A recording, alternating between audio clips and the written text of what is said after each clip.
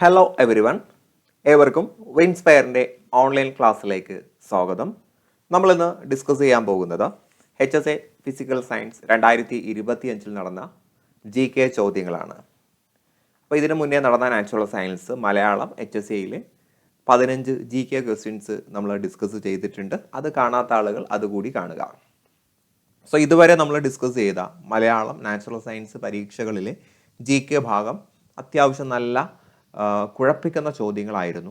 എന്നാൽ ഫിസിക്കൽ സയൻസിലേക്ക് വരുന്ന സമയത്ത് ഒരു ആവറേജ് നിലവാരത്തിലുള്ള ഒരു ചോദ്യത്തിലേക്ക് വന്നിട്ടുണ്ട്. സാധാരണ നമ്മൾ എക്സ്പെക്റ്റ് ചെയ്യുന്ന തരത്തിലുള്ള കുറച്ച് ചോദ്യങ്ങളൊക്കെ ഈ ഒരു എക്സാമിന് ചോദിച്ചിട്ടുണ്ട് എന്നുള്ളത് നമ്മളെ സംബന്ധിച്ച് ആശ്വാസം തരുന്ന കാര്യമാണ്. പ്രത്യേകിച്ച് ഇനിയുള്ള HSA പരീക്ഷ എഴുതാൻ പോകുന്ന ആളുകളെ സംബന്ധിച്ച് കുറച്ച് ആശ്വാസമുള്ള കാര്യമാണ്. സോ നമുക്ക് നോക്കാം. ഒന്നാമത്തെ ചോദ്യം ഇതാണ്: the first missionary of India sent by London mission society. London mission society അയച്ചിട്ടുള്ള ആദ്യത്തെ മിഷനറി ആരാണെന്ന് ചോദിച്ചാൽ നഥാനിയൽ ഫോർസ്തേ ആണ് കേട്ടോ. ഓപ്ഷൻ ബി ആണ് ആൻസർ. ദെൻ ഇതിൽ ഓപ്ഷൻ എയിൽ കിടക്കുന്ന ആളുടെ പേര് ജസ്റ്റ് ഒന്ന് ഓർത്തിരിക്കണം, വില്യം കാരെ. ആരാണ് William Carey? Father of modern missionaries എന്നറിയപ്പെടുന്ന ആളാണ് കേട്ടോ. ഫാദർ ഓഫ് മോഡേൺ മിഷനറീസ് എന്നറിയപ്പെടുന്ന ആളാണ് നമ്മുടെ വില്യം കാരെ എന്ന് മനസ്സിലാക്കുക. മാത്രമല്ല അദ്ദേഹം എന്തിൻ്റെ ഭാഗമല്ല? ലണ്ടൻ മിഷൻ സൊസൈറ്റിയുടെ ഭാഗമല്ല. അദ്ദേഹം വരുന്നത് BMSൻ്റെ ഭാഗമാണ് കേട്ടോ. ബാപ്റ്റിസ്റ്റ് മിഷൻ സൊസൈറ്റിയുടെ ഭാഗമാണ് എന്നതുകൂടി മനസ്സിലാക്കാം. ഓക്കെ അല്ലേ? ദെൻ അടുത്ത ചോദ്യം: which of the following is not a work of Ram Mohan Roy അഥവാ രാജ റാം മോഹൻ റോയ്? ഇന്ത്യൻ നവോത്ഥാനവുമായിട്ട് ബന്ധപ്പെട്ട ചോദ്യമാണ്. ഇതിൽ നമ്മുടെ രാജ റാം മോഹൻ റോയ് എഴുതിയിട്ടുള്ള പുസ്തകമാണ് precepts of Jesus, gift of monotheists, Brahmapauttalika Samvad. ഇതെല്ലാം അദ്ദേഹം എഴുതിയിട്ടുള്ളതാണ്. എന്നാൽ ബ്രഹ്മോധർമ്മ എന്ന് പറയുന്നത് അദ്ദേഹത്തിൻ്റെ ഒരു കോൺസെപ്റ്റാണ്, എന്തല്ല, പുസ്തകമല്ല.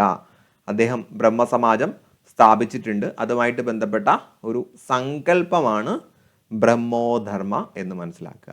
ബാക്കിയെല്ലാം അദ്ദേഹം എഴുതിയിട്ടുള്ള പുസ്തകങ്ങൾ തന്നെയാണ്. ഓക്കെ അല്ലേ? ദെൻ അടുത്ത ചോദ്യത്തിലേക്ക് വരാം. Which of the following reform organisation had their origin in western India? Western ഇന്ത്യയിൽ അതിൻ്റെ വേരുകളുള്ള ഉത്ഭവമുള്ള ഓർഗനൈസേഷൻ, റിഫോം ഓർഗനൈസേഷൻ. അപ്പോൾ നവോത്ഥാന സംഘടനയുമായിട്ട് ബന്ധപ്പെട്ട ചോദ്യമാണ്. അപ്പോൾ ഇതിൽ നിങ്ങൾ നോക്കിയാൽ പരമഹംസ മണ്ഡലി, മണായ് ധർമ്മസഭ, പ്രാർത്ഥനാ സമാജ്, ആര്യ സമാജ്, ഇവയെല്ലാം തന്നെ വെസ്റ്റേൺ ഇന്ത്യയുമായിട്ട് ലിങ്കുള്ള സംഗതിയാണ്. സോ അതുകൊണ്ട് ഉത്തരം തന്നെ ഓൾ ഓഫ് ദി എബോവ് എന്നുള്ളതാണ് കേട്ടോ. ഓക്കെ അല്ലേ? ഇതിനടുത്തത് ശ്രീനാരായണ ഗുരുവുമായിട്ട് ബന്ധപ്പെട്ട ചോദ്യമാണ്. നമ്മളെപ്പോഴും നോക്കി വെക്കുന്ന ഒരു ഭാഗമാണല്ലേ ശ്രീനാരായണ ഗുരു. So which work of Sreenarayana Guru is written partly in Sanskrit and partly in Malayalam? പകുതി മലയാളത്തിലും പകുതി സംസ്കൃതത്തിലും എഴുതിയിട്ടുള്ള ശ്രീനാരായണ ഗുരുവിൻ്റെ പുസ്തകം. അപ്പോൾ ശ്രീനാരായണ ഗുരുവുമായിട്ട് ബന്ധപ്പെട്ട ചോദ്യങ്ങൾ കഴിഞ്ഞ പരീക്ഷകളിലും ചോദിച്ചിട്ടുണ്ട്. അപ്പോൾ അത് നമ്മളത് നോക്കി വെക്കുന്നത് നല്ലതാണ് കേട്ടോ. സോ ജാതി മീമാംസ എന്ന പുസ്തകത്തിൽ അദ്ദേഹം അതിൽ ഏകദേശം 8 വേഴ്സസ് എഴുതുന്നുണ്ട് കേട്ടോ. 8 വേഴ്സസ് എഴുതുന്നുണ്ട്. അതിൽ ആദ്യത്തെ വേഴ്സസ് സാൻസ്ക്രിറ്റും ബാക്കിയുള്ളതെല്ലാം 8ഓ 7ഓ ആണ്, കൃത്യമെണ്ണം ഞാൻ ഓർക്കുന്നില്ല. എന്തായാലും അതിൽ ആദ്യത്തെ വചനങ്ങൾ സംസ്കൃതത്തിലും ബാക്കിയുള്ളത് മലയാളത്തിലുമാണ് അദ്ദേഹം എഴുതിയിട്ടുള്ളത്. ഓക്കെ അല്ലേ? ദെൻ അടുത്ത ചോദ്യം അയ്യങ്കാളിയുമായിട്ട് ബന്ധപ്പെട്ട ചോദ്യം. ഇതൊക്കെ നമ്മൾ സ്ഥിരം പഠിച്ചു വെക്കുന്ന ഏരിയ ആണ് കേട്ടോ. Which of the following statements are not correct with respect of Ayyankali? അയ്യങ്കാളിയുമായിട്ട് ബന്ധപ്പെട്ട ശരിയല്ലാത്ത പ്രസ്താവന അഥവാ തെറ്റായിട്ടുള്ള പ്രസ്താവനയാണ് നമുക്ക് വേണ്ടത്. ദ വില്ലുവണ്ടി സമരം വാസ് ഇൻ 1907 എന്ന് പറയുന്നത് തെറ്റാണ്. വില്ലുവണ്ടി സമരം നടന്നിട്ടുള്ളത് 1893. ദെൻ ദ സാധുജന പരിപാലന യോഗം വാസ് ഫൗണ്ടഡ് ഇൻ 1907 ആണ്. എന്തല്ല, 1983 അല്ല. അപ്പോൾ വർഷം അങ്ങോട്ടും ഇങ്ങോട്ടും കൊടുത്തിട്ടുണ്ട് അല്ലെ, മാറി കൊടുത്തിട്ടുണ്ട്. Then in 1950 he was involved in Kallumala and Irumbuvala agitation. Kallumala സമരം അദ്ദേഹവുമായിട്ട് ബന്ധപ്പെട്ടതാണെന്ന് എല്ലാവർക്കും അറിയാം അല്ലേ. കല്ലുമാലകൾ മാത്രമാണ് അവർണർ എന്ന് കരുതപ്പെടുന്ന വിഭാഗത്തിന് ധരിക്കാൻ അവകാശമുണ്ടായിരുന്നുള്ളത്. അപ്പോൾ അതെല്ലാം വലിച്ചെറിയുന്ന ഒരു പ്രൊട്ടസ്റ്റാണ് കല്ലുമാല സമരം. അതേപോലെ തന്നെ ഇരുമ്പ് വള സമരവും അദ്ദേഹം തന്നെയാണ് നടത്തിയിട്ടുള്ളത്. അപ്പോൾ അത് ശരിയാണ്. Ayyankali was not A supporter of Sreenarayana ഗുരു ബ്രഹ്മവിദ്യ. ശ്രീനാരായണ ഗുരുവിൻ്റെ ബ്രഹ്മവിദ്യ എന്ന് പറയുന്ന ആശയത്തോട് അദ്ദേഹത്തിന് യോജിപ്പുണ്ടായിരുന്നില്ല. അതും ശരിയാണ് കേട്ടോ, ശരിയാണ്. ചില ആളുകൾക്ക് അത് തെറ്റാണ് എന്ന് ചിലപ്പോൾ തോന്നും. അതല്ല, അത് കറക്റ്റ് തന്നെയാണ് കേട്ടോ. ശ്രീനാരായണ ഗുരുവിനോട് എതിർപ്പുണ്ടെന്നല്ല, ശ്രീനാരായണ ഗുരുവിൻ്റെ ബ്രഹ്മവിദ്യ എന്ന സങ്കല്പത്തിനോട് അദ്ദേഹത്തിന് എതിർപ്പുണ്ടായിരുന്നു. സോ 1ഉം 2ഉം തെറ്റാണ്, അഥവാ ഓപ്ഷൻ സി ആണ് ആൻസർ ആയിട്ട് വരുന്നത്. ഓക്കെ അല്ലേ? ദെൻ അടുത്തത് മാച്ച് ദ ഫോളോയിങ് ആണ് കേട്ടോ. പ്രസ്ഥാനങ്ങളെ വളരെ പ്രാധാന്യത്തോടു കൂടി തന്നെ മുൻകഴിഞ്ഞ പരീക്ഷകളിലും ചോദിച്ചിട്ടുണ്ട്. സോ ദേശീയ തലത്തിലുള്ള പ്രസ്ഥാനങ്ങളാണ് ഇവിടെ തന്നിട്ടുള്ളത്. So much the following organisations and their leaders and find out the correct from the choices given. അപ്പോൾ ഇവിടെ അസോസിയേഷനും ഇവിടെ ലീഡേഴ്സാണ് തന്നിട്ടുള്ളത്. കറക്റ്റായിട്ട് ബന്ധിപ്പിക്കാനാണ്. ഒന്നാമത്തത് national Indian association. National Indian association സ്ഥാപിച്ചത് ആരാണ്? മേരി കാർപ്പൻ്റർ ആണ്. ദെൻ ഇന്ത്യൻ സൊസൈറ്റി സ്ഥാപിച്ചിട്ടുള്ളത് ആനന്ദ മോഹൻ ബോസ്. അതെപ്പോഴും പഠിച്ചു വെക്കുന്ന സംഗതിയായിരിക്കും, സ്ഥിരം ചോദിക്കുന്ന ഒരു ചോദ്യമാണ്. ദെൻ ഈസ്റ്റ് ഇന്ത്യ അസോസിയേഷൻ, അതും സ്ഥിരം ചോദിക്കുന്ന ചോദ്യമാണ് കേട്ടോ, ദാദാഭായ് നവറോജിയാണ്. ദെൻ ഇന്ത്യ ലീഗ് കഴിഞ്ഞ പരീക്ഷയിൽ ഇതിൻ്റെ സ്ഥാപിത വർഷം ചോദിച്ചിട്ടുണ്ടായിരുന്നു. ഇന്ത്യ ലീഗ് സ്ഥാപിക്കുന്നത് Shishir Kumar Ghosh. So option A ആണ് ആൻസർ കേട്ടോ, ഓപ്ഷൻ എ ആണ് ആൻസർ. ഓക്കെ അല്ലേ? ഞാനത് റിപ്പീറ്റ് ചെയ്ത് പറയാത്തത് ജസ്റ്റ് നമ്മൾ ഉത്തരങ്ങൾ നോക്കുന്നു എന്നേ ഉള്ളൂ. വേണ്ട ആളുകൾ അതിൻ്റെ ഓപ്ഷൻസൊക്കെ നോക്കി റെഡിയാക്കി പഠിച്ചു വെക്കുക. ദെൻ അടുത്തത് arrange the following events in chronological order. കഴിഞ്ഞ പരീക്ഷയിലും വർഷം ക്രമപ്പെടുത്താനുള്ള ഒരു ചോദ്യം വന്നിട്ടുണ്ടായിരുന്നു. അപ്പോൾ ഇവിടുത്തെ വർഷങ്ങൾ നിങ്ങൾ ജസ്റ്റ് ഒന്ന് ശ്രദ്ധിക്കണം. സൂറത്ത് സ്പ്ലിറ്റ് അഥവാ സൂറത്ത് പിളർപ്പ് എന്ന് പറയുന്നത് 1907 അല്ലേ, 1907.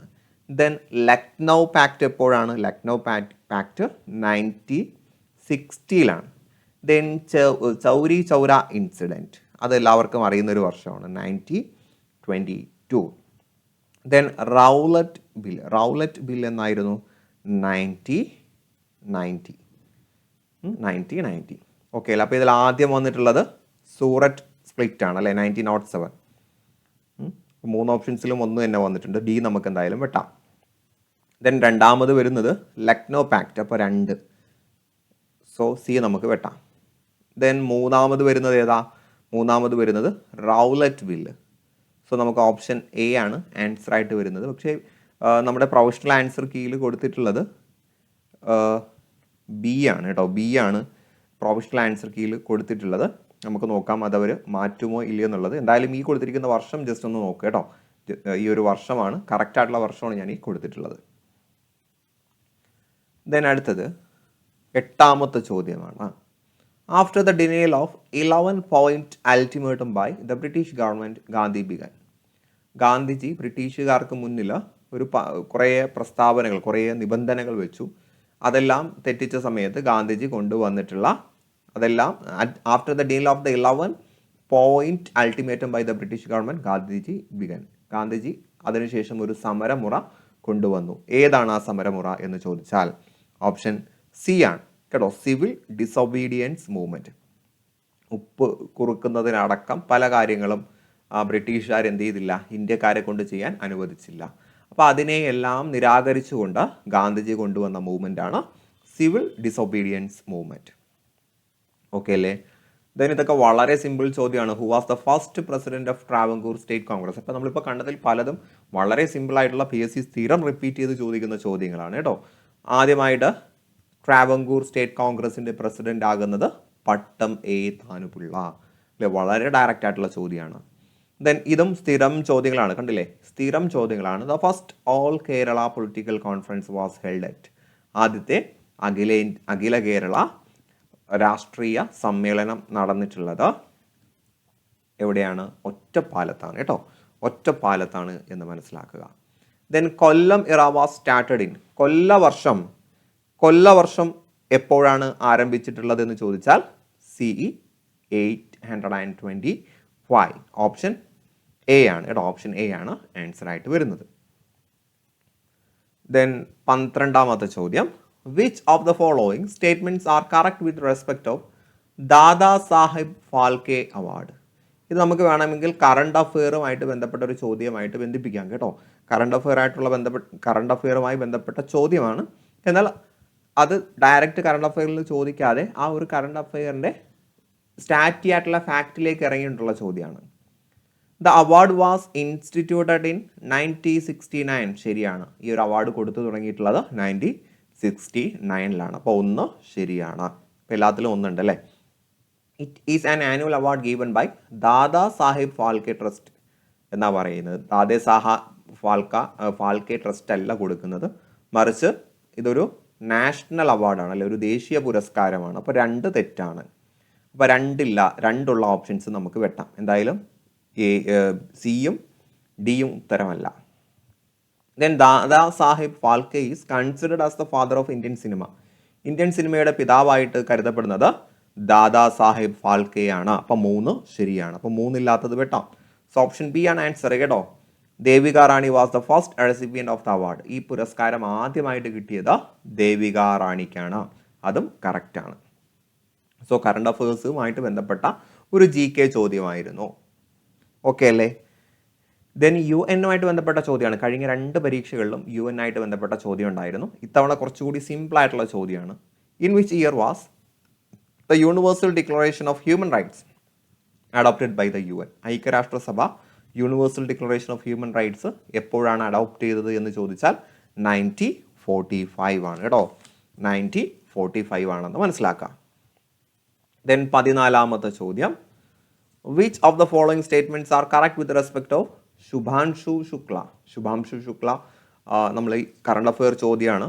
കറണ്ട് അഫെയർ പഠിക്കുന്ന ഏതൊരാളും പഠിച്ചു വെച്ചിട്ടുണ്ടാകും ശുഭാംശു ശുക്ലയെക്കുറിച്ച് അല്ലേ. ശുഭാംശു ശുക്ലയെക്കുറിച്ച് പറയുമ്പോൾ he is the first Indian two visit the international space station. അന്താരാഷ്ട്ര ബഹിരാകാശ നിലയം ആദ്യമായിട്ട് സഞ്ചരിക്കുന്ന ഇന്ത്യക്കാരനാണ് അദ്ദേഹം. ശരിയാണ്. Then he is A group captain in the Indian air force. Indian എയർഫോഴ്സിലെ group captain ആണ് അല്ലേ, ഗ്രൂപ്പ് ക്യാപ്റ്റൻ ആണ്. He is native of Madhya Pradesh. Madhya Pradesh അല്ല, അദ്ദേഹം ഉത്തർപ്രദേശിൽ നിന്നുള്ള വ്യക്തിയാണ് കേട്ടോ. അപ്പോൾ 3 തെറ്റിപ്പോയിട്ടുണ്ട്. അപ്പോൾ 3 പ്രസ്താവനകൾ നമുക്ക് വെട്ടാം. Then he is the second Indian ever to travel to space. ബഹിരാകാശത്ത് സഞ്ചരിക്കുന്ന 2ാമത്തെ ഇന്ത്യക്കാരനാണ് അദ്ദേഹം. അതും ശരിയാണ്. സോ ഓപ്ഷൻ സി ആണ് കറക്റ്റ്. രാകേഷ് ശർമ്മയാണ് ആദ്യത്തെ സഞ്ചാരി കേട്ടോ. ദെൻ അടുത്ത വീണ്ടും അപ്പോയിൻമെൻറ്റുമായിട്ട് ബന്ധപ്പെട്ട ഒരു ചോദ്യമാണ് കേട്ടോ. നിയമനങ്ങളുമായിട്ട് ബന്ധപ്പെട്ട ഒരു കറണ്ട് അഫെയർ ചോദ്യമാണ്. ചില ആളുകളെങ്കിലും ഇത് തെറ്റിച്ചിട്ടുണ്ടാകും. Who is the air chief marshal of India? ഇന്ത്യയുടെ നിലവിലെ എയർ ചീഫ് മാർഷൽ എന്ന് പറയുന്നത് AP സിംഗ് ആണ് കേട്ടോ. AP സിംഗ് ആണ്, വ്യോമിക സിംഗ് അല്ല. ഓപ്പറേഷൻ സിന്ദൂർ പഠിച്ചു വെച്ചിട്ട് ആളുകൾ ഓപ്ഷൻ ബിയിലേക്ക് പോയിട്ടുണ്ടാകും. അതല്ല, AP സിംഗ് ആണ് ഉത്തരം. ഓക്കെ അല്ലേ. സോ ഡിയേഴ്സ്, 15 ചോദ്യങ്ങൾ ഡിസ്കസ് ചെയ്തപ്പോൾ നിങ്ങൾക്ക് മനസ്സിലായിട്ടുണ്ടാകും. ഇതിൽ ഏകദേശം ചോദ്യങ്ങളൊക്കെ ഒരു 10ൽ മുകളിൽ ചോദ്യമൊക്കെ നന്നായിട്ട് പഠിച്ച ഒരാൾക്ക് സ്കോർ ചെയ്യാൻ പറ്റുന്ന ചോദ്യങ്ങളായിരുന്നു. അപ്പോൾ കഴിഞ്ഞ പരീക്ഷ അപേക്ഷിച്ച് കുറച്ച് എളുപ്പമുള്ള ചോദ്യങ്ങളാണ് എന്ന് തന്നെ നമുക്ക് പറയേണ്ടി വരും. സോ അടുത്ത പരീക്ഷ ഉടനെ തന്നെ നടക്കുന്നുണ്ട്. ആ സമയത്ത് നമ്മളതിൻ്റെ എക്സ്പ്ലനേഷനുമായിട്ട് വീണ്ടും കാണാം. സോ നന്നായിട്ട് പഠിക്കുക. നിങ്ങൾ ആഗ്രഹിക്കുന്ന സ്വപ്ന ജോലിയിലേക്ക് എത്രയും പെട്ടെന്ന് എത്തിപ്പെടാൻ കഴിയട്ടെ എന്ന് ആശംസിച്ചുകൊണ്ട് ഞാൻ നിർത്തുകയാണ്. Wish you good luck and good bye.